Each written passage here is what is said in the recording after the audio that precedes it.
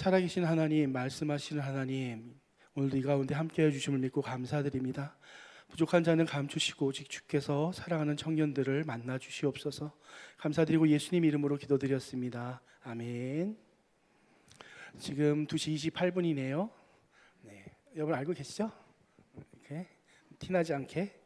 네, 저번에는 우리 요셉의 꿈, 하나님의 꿈이란 제목으로 말씀을 나눴습니다.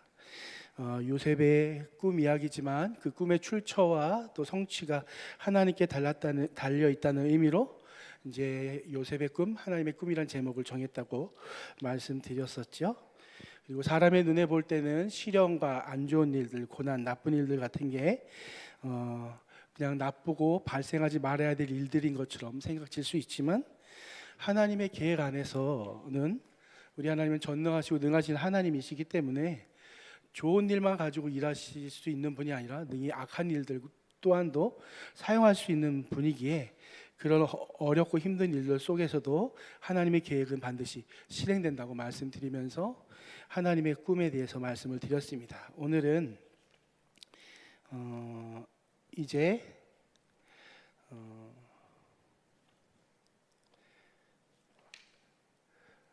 요셉이 드디어 그 하나님의 계획과 뜻 안에서 하나님이 꿈꾸게 하셨던 그 꿈을 맞이하는 때의 이야기가 될 것 같습니다. 드디어 요셉이 바로 앞에 서게 되죠. 오늘은 좀 이렇게 설명을 오늘 본문 앞에 있는 말씀들을 좀 이야기하면서 같이 말씀을 드리려고 해요. 요셉이 바로 앞에 서게 됩니다. 총리가 되는 순간을 이제 맞이하게 되죠. 그 말씀에 바로 앞에 선 요셉이 이제 바로가 그토록 궁금해하고 기다렸던 바로의 꿈을 해석해 줍니다. 바로가 꾼 꿈은 두 가지였어요.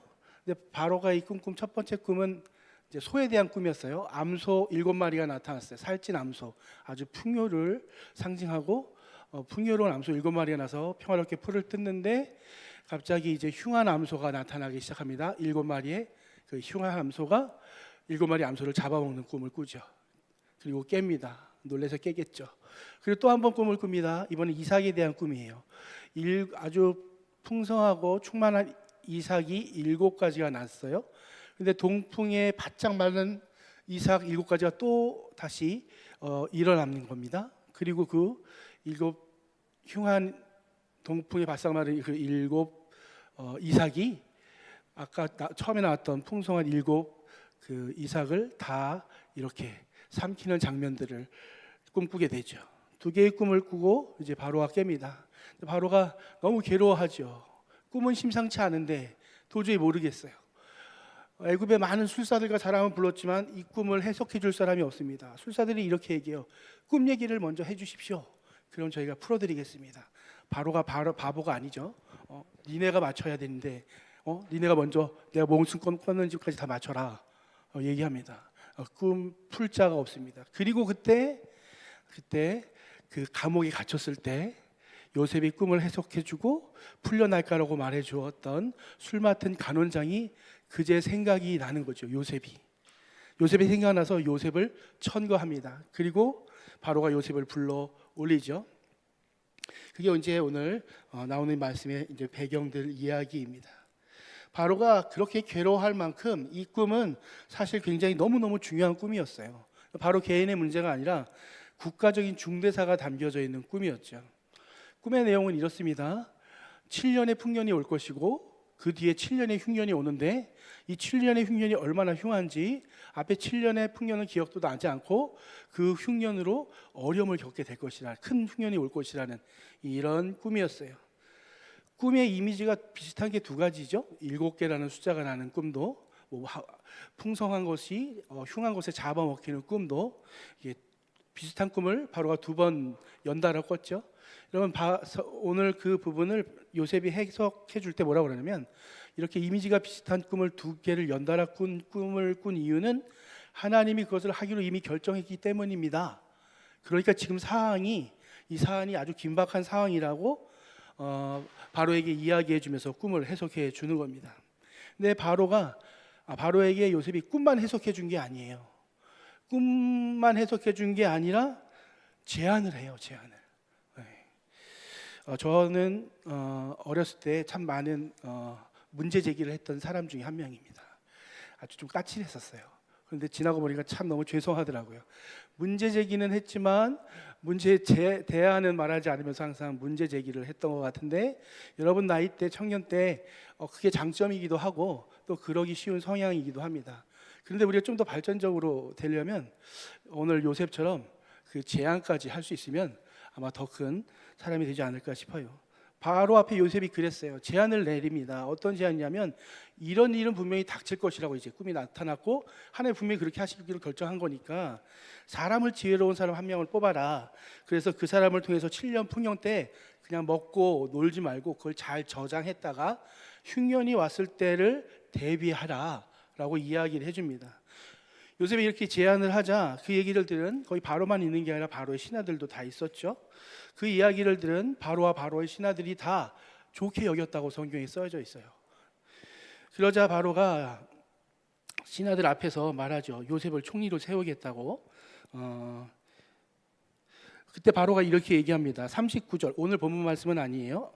39절 보니까 요셉이 이르되 하나님이 이 모든 것을 내게 보여주셨으니 너와 같이 명철하고 지혜 있는 자가 없도다. 바로가 요셉을 보고 하는 얘기죠.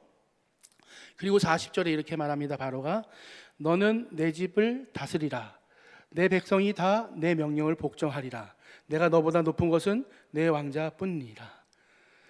바로에게 꿈을 해석해주고 제안을 낸 후에 바로와 모든 신하들이 너무 흡족한 마음에 바로 그 자리에서 지금 이 요셉을 통치자로 세우는 장면이 지금 나오고 있는 것이죠. 내 집을 다스리라. 이것은 집이 아니겠죠. 애굽 나라를 다스리란 얘기겠죠. 그리고 내 백성이 다 네 명령에 복종할 것이다. 내가 너보다 높은 것은 내 왕자뿐이다 라고 말을 하니까 얼마나 바로가 요셉을 중용하는지를 우리가 알 수 있을 것입니다. 그러면서 41절에 가면 바로가 또 요셉에게 이르되 내가 너를 애굽의 온 총리가 되게 하노라 하고, 오늘 우리 이 시간 요셉이 어렸을 때 꾸었던 꿈, 형제들이 자기에게 절하고 그리고 또 하늘의 별과 해들이 절하는 그 꿈의 첫 서막이 열리는 장면이 바로 오늘 말씀이죠.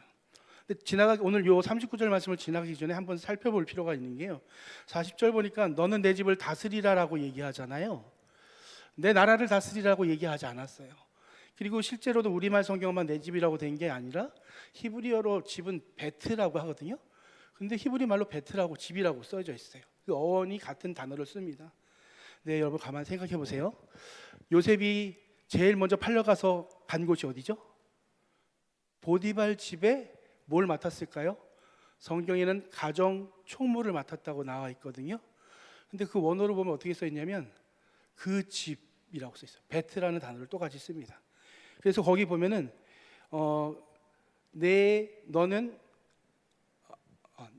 거기 보면은 내 집 위에 있으라. 그러니까 그 가정 총무라는 말이 아니라 내 집을, 보디발이 그의 집을 맡겼다 이렇게 써져 있어요. 보디발 집에서 총무 일을, 그 모든 그 집의 일을 다 맡았던 다고 얘기하는 거죠. 그 다음에 어디로 갔죠? 왕의 감옥으로 들어갑니다. 왕의 감옥에 간 다음에 그 왕의 감옥에서도 성경에 보면 모든 재반의 일들을 맡았다고 얘기합니다. 감옥에서 모든 재반의 일을 맡았다고 얘기하는데 거기도 히브리어로 이렇게 보면은 감옥이라고 하지 않고 감옥집이라고 써놨어요. 거기도 베트가 들어갔어요. 그리고 오늘 나올 때 내 집의 모든 것을 다스리라 라고 이야기하고 있죠. 여러분 히브리어는 좀 그림 그리듯이 이미지로 이야기하는 것들이 굉장히 많습니다. 굳이 이걸 맞힌 의미가 있는 거죠. 요셉은 팔려와서 고통 가운데 그 집에 노예로 들어가서 그 집의 모든 일들을 맡습니다. 또 감옥을 갔는데 그 감옥에서도 그 감옥집의 모든 것을 맡았다라고 얘기하고, 지금 오늘 꿈이 이루어지는 순간에 내 집의 모든 일을 맡으라고 이야기하고 있는 것이죠. 그리고 요셉은 아주 지혜롭게 이야기하고 지혜롭게 나라를 다스리는 장면들이 뒤에 나오죠. 요셉에게 감옥에 갇히거나 팔려가는 일들은 괴로움의 일들이라고 말씀드렸었죠. 그런데 그것들이 하나님의 계획 안에 있던 일이었어요. 저번에도 말씀드렸잖아요. 저 내일 갑자기 총리시키면 못한다고. 요셉은 그 모든 집을 통해서 하나님이 애굽의 집을 다스리는 사람으로 지금 그에게 관여하면서 하나님이 준비시켰다는 것을, 애굽의 큰 집을 맡기기 위해서 그 모든 집들을 거치게 하신 게 하나님이라는 이야기를 다시 한번 여기서 우리에게 확실히 보여주고 있는 것이죠. 어쨌든 요셉을 총리로 세우겠다는 선포가 오늘 나왔습니다. 사실 제가 요셉의 설교하기 전에 요셉의 형통에 대한 설교를 할까, 오늘 설교를 할까 많이 고민했는데 아쉬운 마음은 있지만 오늘 이 설교를 하기로 했습니다. 여러분, 성경이 형통한 사람 하면 요셉이에요. 왜냐하면 형통이란 단어와 항상 같이 많이 나오는 게 요셉이니까 많이들 그렇게 얘기하죠. 그리고 형통의 원인을 성경에서는 하나님이 함께 하심으로 형통의 시간을 보냈다라고 말합니다. 그런데 우리가 성경을 너무 낭만적으로만 보면 안 돼요. 여러분, 형통의 시간을 보내고 하나님이 함께 하셨다고 한다고 해서 요셉이 지나온 그 시간들이 편한 시간이었어요? 뭐 이렇게 막 희희낙낙하는 시간이었을까요?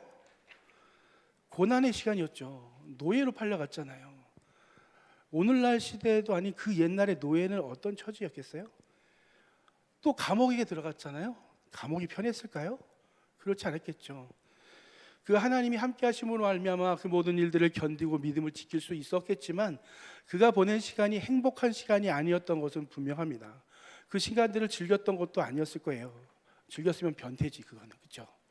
그러니까 나가는 그 관원장한테 나 좀 기억해줘 이렇게 얘기까지 할 정도로 그 모든 시간들은 괴로운 시간들이었다는 것은 분명합니다. 행복한 시간은 아니었다는 거예요. 그런데 아까 앞에서 말씀드렸던 것처럼 그 모든 시간들이 하나님이 그를 준비하기 위한 시간이었고, 그것들을 통해서 오늘 요셉이 하나님이 주신 꿈의 일부가, 서막이 열리게 되는 것을 보게 됩니다. 바로가 이렇게 선포한 다음에 요셉을 위해서 행하는 몇 가지 행동이, 몇 가지 행위들이 있습니다. 첫 번째는 뭐냐면, 바로가 뭘 행했냐면 자기 손에 끼어져 있는 인장 반지를 빼서 요셉의 손에 끼워줬다라고 이야기하고 있어요. 인장 반지라고 그러니까 도장을 겸하는 반지겠죠. 여러분, 중세 영화 같은 거 보면 귀족들이 이렇게 편지할 때 이렇게 하는 거 많이 보셨죠? 우리나라도 다 그런 비슷한 왕국마다 있습니다. 우리는 옥새가 있었잖아요. 도장, 어인이 찍히는, 왕의 도장이 찍히는. 근데 그와 같은 역할을 하는 이 반지를 빼서 요셉에게 끼워줬다. 뭐를 의미하는 걸까요? 이제 요셉이 왕의 임금으로 내려지는 모든 명령을 내릴 권리를 요셉이 갖는다는 거예요. 왕의 칙령을 누가 결정해요? 왕이 아니라 요셉이 결정한다고 하니까 이건 굉장히 큰 그에게 권력과 통치력을 주는 것이죠. 여러분, 이 장면은 왕이 파라오죠. 애굽의 파라오가 자신의 신하를 임명할 때 하는 어떤 순서와도 비슷하다는 것들을 고대 문서를 통해서도 볼 수가 있어요. 반지를 빼서 줍니다. 그러니까 모든 이제 요셉이 하는 명령은 왕의 명령으로 내려지게 되는 것이죠.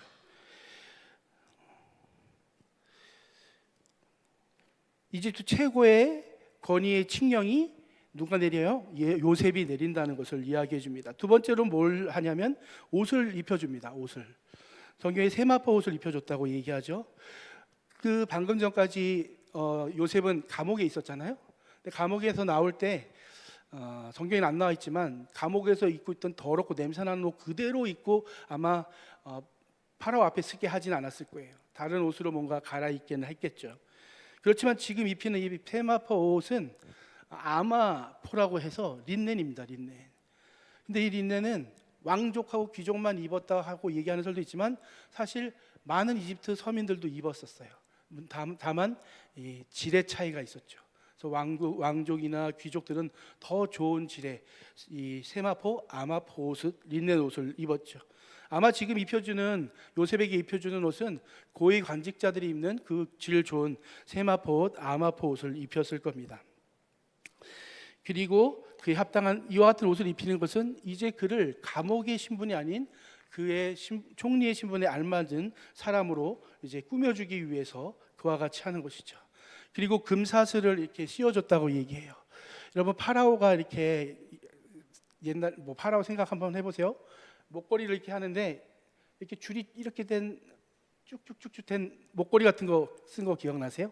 그냥 목걸이, 그 목걸이를 끼워주는 거예요. 그래서 이집트 벽화 같은 거 보면 왕이 신하 이렇게 목걸이를 끼워주는 장면들이 많이 나오는데 임명식 때 하는 장면들인데 지금 그 임명식 고대 애굽의 임명식 과정을 그대로 성경에 요셉이 진행하고 있는 것들을 보여줍니다. 그것을 걸어줍니다. 그리고 그 다음에 또 하나 하는 게 있어요. 그게 뭐냐면 버금 수레, 두 번째 수레란 뜻이에요. 두 번째 수레에 요셉을 태웁니다. 그건 무엇을 얘기하겠어요? 네가 2인자란 얘기를 하는 것이죠. 요셉이 2인자임을 이야기하는 겁니다. 그리고 거기 있는 왕과 신하들만 보는 게 아니라 태워서 사람들이 볼 수 있게 하고 사람들이 요셉 앞에 수레를 보고 하면서 도성을 돌게 하는 겁니다. 그리고 사람들에게 외치게 하는데 엎드리라고 합니다. 요셉 앞에.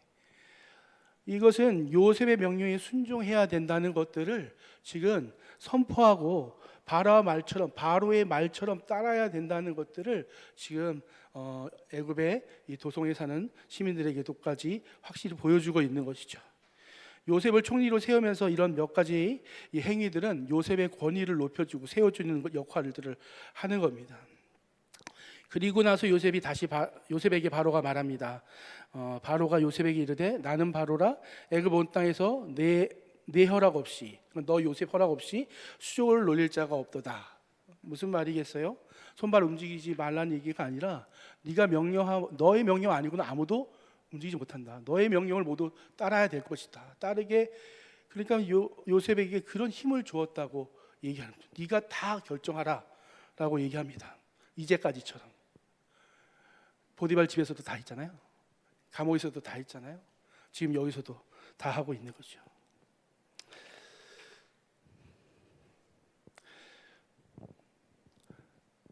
애굽의 백성들은 요셉의 명령 없이 철저히 지켜야 된다는 것을 이런 퍼포먼스와 임직 과정들을 통해서 바로가 확실하게 해주는 겁니다. 여러분 한번 상상해 보세요. 지금 완전 다른 사람이 되지 않았어요? 우리가 볼 때 뭐 히브리 사람 하면 애굽 사람 하면 좀 이상하게 생각할 수 있지만 당시 최고의 문화와 제국의 가장 앞선 문화라고 생각한다면 그곳에서 가장 좋은 옷, 가장 좋은 자리, 그리고 인장 반지에 고관들이 입는 애굽 사람들이 입는 옷에 목걸이에 수레를 타고 막 지금 서 있는 요셉은 누가 봐도 애굽 사람이죠. 바로는 어쩌면 요셉을 정말 애굽 사람 삼고 싶었을 거예요. 자기의 신복으로 만들고 싶었을 겁니다. 그래서인지 모르겠지만 여러분 다음 장면을 보면 요셉을 바로가 결혼시킵니다. 결혼시켜요. 45절 드디어 본문에 들어갑니다. 45절 같이 한번 읽어볼까요? 시작. 그가 요셉의 이름을 사브네 바네아라 하고 또 온의 제사장 보디베라의 딸 아스낫을 그에게 주어 아내로 삼게 하니라. 요셉이 나아가 온 애굽을 순찰하니라. 결혼을 시키는데 누구랑 시키냐면 온의 제사장 보디베라라는 제사장의 딸이랑 시켜요. 온은 애굽은 특별하게 왕이 있는 행정도시가 있는가 하면 제사장들이 있는 신정도시가 따로 있었어요. 그게 온이라는 곳이고 헬라 말로는 애굽어로는 이누라고 하고 헬라 말로는 헬리오폴리스라고 얘기하는 거예요. 그곳에 있는 제사장 중에 가장 높은 제사장의 딸이랑 결혼을 시키는 거죠. 그 결혼하는 순간 요셉은 지위가 올라가 있죠. 자신의 뒷배가 생기겠죠. 그렇게 해주는 거죠. 일부러. 태양의 도시 신들의 집이라고 불리는 아주 구별된 파라오조차도 함부로 하지 않는 그곳에 가장 높은 사람과 그 집안과 결혼을 시켜서 요셉의 든든한 뒷배가 있게 해서 요셉이 하는 일들을 지원하게 해줍니다. 그리고 요셉의 이름도 바꿔줘요. 사브네 바네아라라고 바꿔줍니다. 그 뜻은 신의 비밀을 아는 자라는 뜻이에요. 이 사브네 바네아는 히브리 말로 쓴 건데 아마 애굽 말을 히브리 말로 발음을 써놓은 거라고 생각합니다. 그렇게들 많이 이야기해요. 어쨌든 이름을 바꿔줍니다. 애굽식 이름으로, 히브리 이름으로 총리 노릇하기보다 애굽 이름을 아예 주는 것이죠. 아무래도 애굽에서 일하고 총리를 하려면 애굽 사람 같이 할 필요가 있었기 때문이겠죠. 히브리 사람으로 일하기 위해서는 이 사분의 바네아라는 이름이 더 좋았을 것입니다.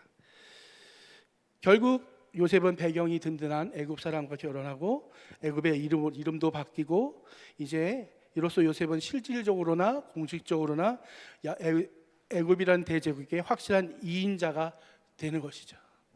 여러분, 이 정도면 요셉이 이제 정말 부러울 거 없는 자리, 성공이라고 말할 수 있는 자리에 앉았다고 말할 수 있을 것입니다. 누구도 이제는 너무 편안한 자리, 이제 지난날 잤던 잠자리도 달라졌을 거고 먹는 것도 달라졌을 거고 그가 지내는 모든 것이 달라졌을 거예요. 그런데 여러분, 사람이 이렇게 편해지고 좋아지면 해이해지기 쉽잖아요. 대부분 그렇습니다. 변하기 쉽죠. 그럼에도 불구하고 오늘 성경을 통해서 우리는 요셉이 참 변하지 않는 사람이라는 사실, 바꿔 말하면 신실한 사람이라는 사실들을 발견할 수 있습니다. 그걸 어디서 발견할 수 있냐면요, 오늘 45절에 읽은 결혼한 후 장면에서 발견할 수가 있어요. 요셉의 이름이 바뀌었잖아요. 사분의 바네아라고 얘기하고, 또 온의 제사장 보디베라의 딸 아스낫을 그에게 주어 아내로 삼게 하였다. 그리고 그 다음 뭐 했을까요? 그 다음 좀 쉬어야 되지 않아요? 감옥에 있다 왔는데 결혼했으면 신혼여행도 좀 가고, 저 같으면 당장 할 거 하나 있었을 것 같아요. 보디발 불러오라고, 그 아내 불러오라고. 근데 오늘 본문 보니까 아내를 삼게 하고 그 다음 바로 요셉이 한 게 있습니다. 애굽의 온 땅을 순찰하니라. 애굽의 온 땅을 순찰하니라. 총리가 되어도 안 바뀌었어요. 결혼해도 안 바뀌었어요. 그가 인정받는 자리, 성공한 자리에 앉았지만 그는 여전히 자신에게 맡겨진 자리에 신실하게 행하는 모습들을 보여줍니다. 지난날 보디발 집에서 했던 것처럼, 지난날 감옥에서 행했던 것처럼 지금 애굽에서도 똑같이 행하죠. 무엇이 요셉을 이렇게 한결같이 신실하게 살게 만들까요? 그것은 성경은 믿음이라고 이야기합니다. 믿음이라고. 조금 더 살펴보도록 할게요. 26절을 제가 한번 읽어볼게요. 요셉이 애굽 왕 바로 앞에 설 때 나이가 30이라 그가 바로 앞을 떠나 애굽 온 땅을 순찰하니라. 다시 한번 이렇게 한 줄이 나옵니다. 정리하는 것 같이 이렇게 한 줄이 나와요. 요거는 어떤 효과가 있냐면 분위기를 바꾸는 효과가 있어요. 전환시키는. 앞에까지는 어떤 분위기였죠? 감옥, 고생, 장소도 감옥이고 고난받는 시간. 근데 이제 분위기가 어디로 바뀔까요? 장소가 어디로 바뀌죠? 왕궁으로 바뀝니다. 이제 다스림 받는 자에서 다스리는 자로 그의 입장이 바뀌죠. 그 사이에 이 한 절을 넣으면서 잠깐 생각하게 해주는 거예요. 요셉의 나이 30세라. 그 이전의 시간들을 돌아보게 하는 거죠. 그 이전의 고생과 괴로움의 시간들을 살펴보고 그 속에 계셨던 하나님을 다시 한번 살펴보고 다시 오늘로 돌아옵니다. 이제 새로운 전환의 시간들이 다시 찾아오죠.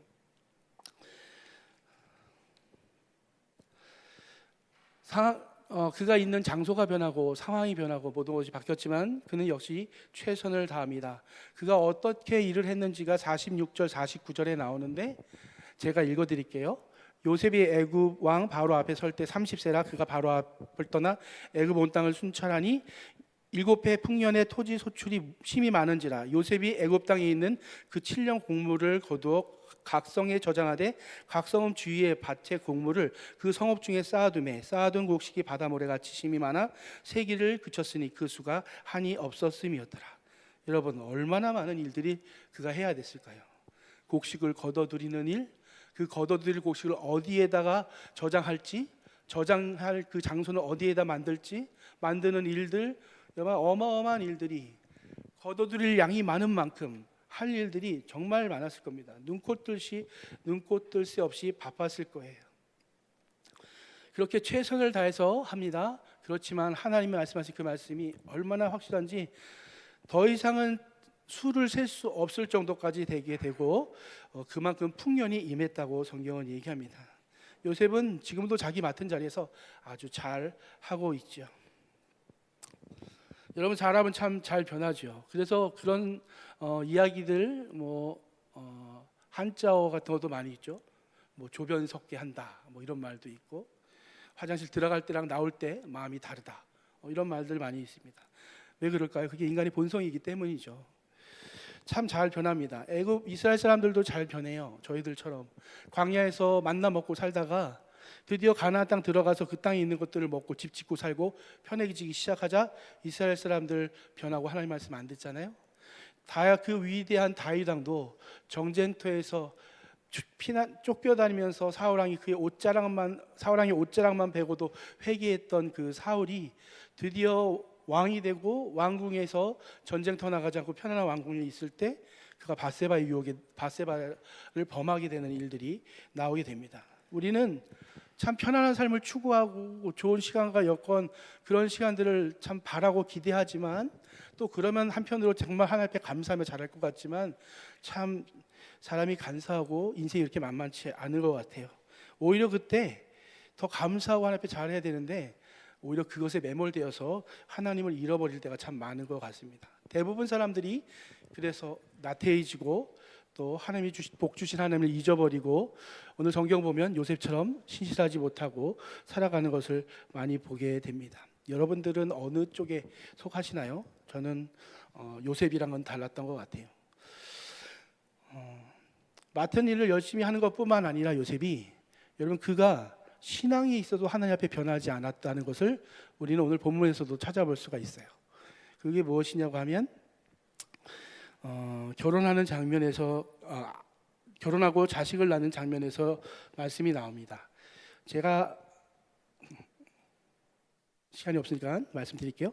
아들을 낳아요. 근데 그 어떻게 이야기하면 흉년이 들기 전에 요셉이 두 아들을 낳으되 온의 제사장 보디베라의 딸 아스낫을 그에게 낳은지라 요셉이 그의 장남 이름을 므낫세라고 하고 그 이름의 뜻은 이것이고 또 차남을 낳았는데 에브라임이라 하고 그 뜻은 이것이다. 이렇게 쓰여져 있는데 문맥상으로 보면 그냥 흉년이 들기 전에 요셉이 두 아들을 낳았는데 장남 이름은 이것이고 둘째 이름은 이것이고 뜻은 이것이다 하는 게 문맥적으로 전혀 문제가 되지 않는데 거기 무엇이 들어가냐면 온의 제사장 보디베라의 딸 아스낫이 낳았다는 얘기를 굳이 넣었어요.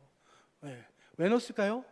이거는 어떤 의미가 있냐면 비록 그가 자신의 이름은 애굽의 이름으로 바뀌고 자신의 위치와 자리도 애굽의 자리에 있지만 또 심지어 자신이 애굽의 이방 애굽 사람의 제사장의 딸에 통해서 이방 여인을 통해서 자식을 낳았지만 그 자식의 이름은 애굽 이름으로 짓지 않고 오늘 므낫세, 에브라임 다 히브리 이름임을 짓는 거죠. 그는 애굽에 살고 있지만 자기의 뿌리가 어디인지를 잊어버리지 않는 거예요. 그는 애굽에 살고 있지만 여전히 하나님의 향한 믿음을 잊어버리지 않은 것을 보여주고 있는 거죠. 한결같은 그 믿음을 그는 소유하고 있는 것을 볼 수 있습니다. 여러분 같으면 자식 이름을 그렇게 짓겠어요? 영어 이름으로 짓지 않겠어요? 거기 살면? 그 나라 이름으로 짓지 않겠어요? 근데 요셉은 그렇지 안 된다는 거죠.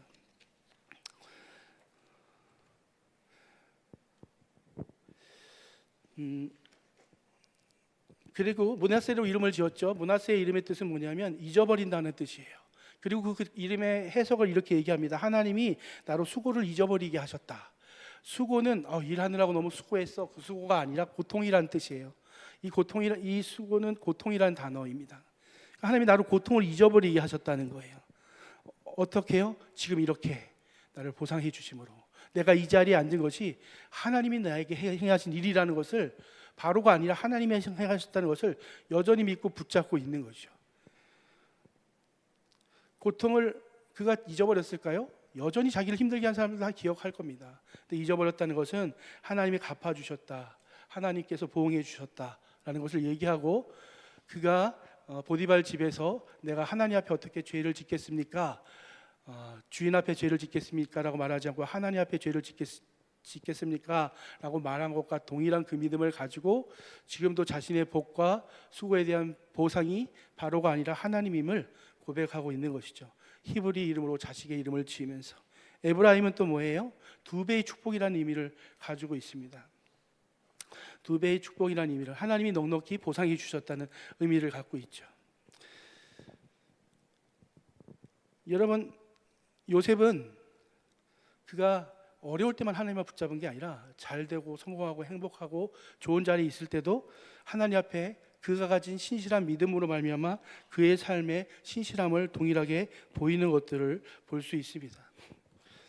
겉으로 볼 때는 애굽 사람 다 됐네 이렇게 얘기할 수 있겠죠. 그렇지만 그는 뼛속까지 하나님의 사람이고 히브리 사람이고 하나님의 언약을 기다리는 사람이라는 것을 볼 수가 있습니다. 나중에 요셉이 죽을 때가 50장에 가면 창세기 50장이 마지막 장인데 요셉이 죽습니다. 그때 요셉이 부탁하죠. 내 해골 가지고 애굽에서 가라고. 그때 누가 쫓아가요? 요셉의 자녀인 에브라임과 므낫세 자손도 쫓아가요. 여러분 그들 로얄 패밀리 아닙니까? 애굽에서 그냥 거기서 로얄 패밀리도 있을 수 있는데 요셉이 그렇게 안 키운 거예요. 하나님 앞 그 쫓아가게 그들의 민족을 하나님의 백성으로 키운 것이죠. 시간이 다 됐으니 말씀을 마쳐야겠네요. 여러분에게도 하나님 앞에 요셉과 같은 신실한 믿음이 있기를 원합니다. 옷을 어떻게 입느냐, 그거 중요하지 않은 것 같아요.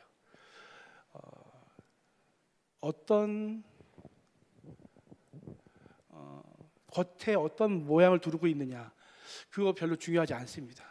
제가 양복을 입고 이렇게 설교단에 서지만 하나님 앞에서 예배드리는 자의 자세의 모습을 보여드리는 거지만 더 중요한 건 뭘까요? 제가 있는 내 안의 믿음이겠죠. 여러분들의 자유로운 모습과 자유로운 삶 속에 요셉과 같은 믿음이 있으면 정말 멋있을 것 같아요. 보기에는 청년들과 똑같은데 달라요. 세상 사람들도 분명히 눈치챌 겁니다. 저런 신실함이 어떻게 나오지? 쟤는 어떻게 저기서 저런 결단을 하지? 어떻게 저렇게 힘든데 저렇게 할 수 있지? 속으로 생각하는 거죠. 여러분들은 나는 하나님을 믿어. 하나님 나와 함께 하셔. 그 신실하심이 저와 여러분에게 있기를 간절히 원합니다. 말씀을 기도하겠습니다. 하나님, 사랑하는 청년들 사랑하시고 불러주시고 하나님의 꿈들을 품게 하시니 감사드립니다. 우리는 연약하지만 하나님, 우리는 한계가 많지만 하나님께서 그 모든 한계를 뛰어넘어 이끄신 하나님인 줄을 믿습니다. 요셉의 신실한 삶, 변하지 않는 삶, 그것은 하나님을 향한 변하지 않는 믿음 안에 있음을 보게 됩니다. 사랑하는 우리 청년들, 그들의 모습이 다른 청년들과 다르지 아니하고 그들의 입은 옷과 그들의 취향과 그들의 모든 보여지는 것들이 다르지 않다 할지라도 그들 안에 하나님 정말 다른 것 하나 있기를 원합니다. 하나님을 향한 변치 않는 믿음이 있기를 간절히 원합니다. 그 믿음이 세상과 우리 사랑하는 청년들을 구분하게 하고 구별하게 할 줄을 믿습니다.